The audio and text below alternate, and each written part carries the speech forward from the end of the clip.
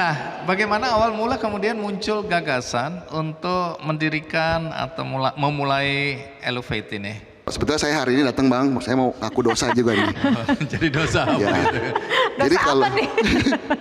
jadi kalau saya itu sebetulnya masa kecilnya nggak pernah dibully.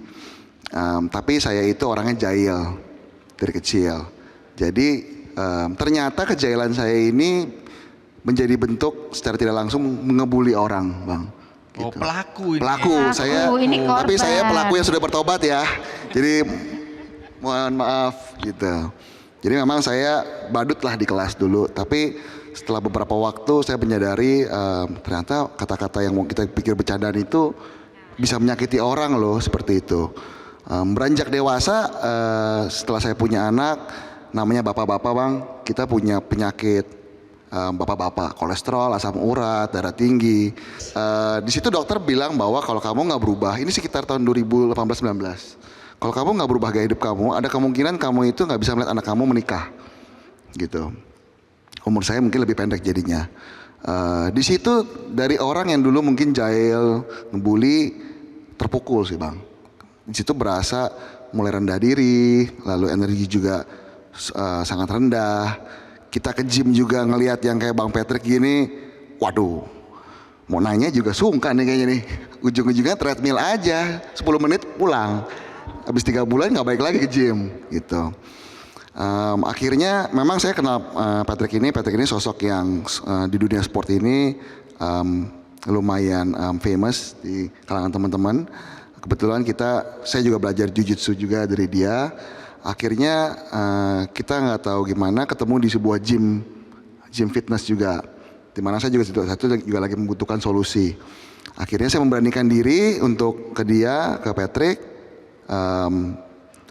Akhirnya saya ceritain semua masalah saya, kesehatan, dia ngebantu saya selama pandemi tapi Bang Andi. Jadi kita nggak pernah ketemu sebetulnya, semuanya melalui chat, video call seperti itu. Akhirnya saya menjadi lebih sehat hidup saya. Dokter juga bilang, oh kamu sekarang sudah membaik. Dari sini kita akhirnya menyadari, ternyata dari yang kita lakuin ini bisa ngebantu orang juga loh, seperti itu. Dan juga saya sebagai orang yang dulu membuli, Patrick korban bully, saya menyadari bahwa orang-orang obesitas ini mereka juga punya problem mental health yang harus kita bantu. Saya dari kesehatannya ataupun dari segi mental health-nya. Nah di situ kita terbentuk Bang. Oh, jadi mulai memikirkan kalau kita pernah mengalami, karena Jonathan dulu sempat overweight juga. Sempat overweight, iya. Saya pernah Terus anaknya pernah dibully juga ya? Betul. Nah ini kena batunya saya 2 kali Bang. Kena batunya. Satu. Itu karma itu. Karma itu Bang, betul. Jadi yang pertama karena saya kena penyakit. Yang kedua di saat yang bersamaan anak saya ini juga dibully di sekolah. Jadi anak saya ini ada lazy eye Bang. Jadi satunya mata fungsinya agak berkurang. Dia itu suatu hari saya jemput dia nangis pas dia keluar. Akhirnya pulang saya ngobrol sama dia. Sebetulnya masalahnya sepele Bang. Tapi ternyata temannya itu bercanda sesuatu yang ternyata itu saya dulu gitu Bang. Gitu. Temannya bercanda tapi dia kemudian merasa tanda kutip. Iya, betul, sensitif, ya. betul. Jadi anak saya ini memang bukan tipe yang secara sosial dia tidak bermasalah Bang.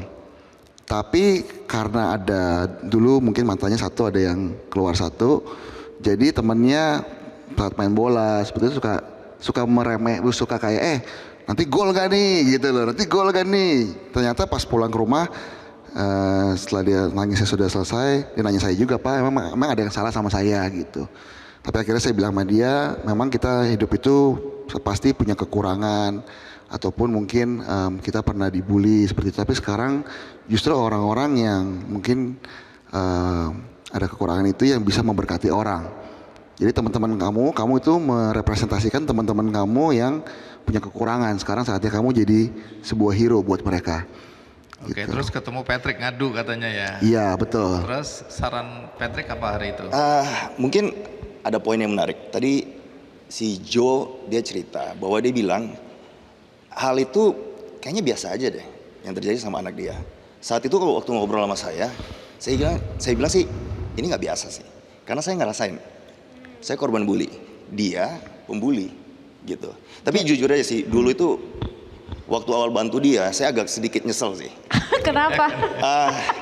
Saya baru tahu kalau dia cerita, ya, saya tuh dulu suka ngebully orang. Oh. Kalau tahu, Kalau tahu sih saya nggak bantuin dia sih. Cuma ya, tapi enggak lah. Iya, Itu iya. di hati kecil saya. Cuma pada akhirnya saya udah damai kan. Jelajahi cara baru mendapatkan informasi. Download Metro TV Extend sekarang.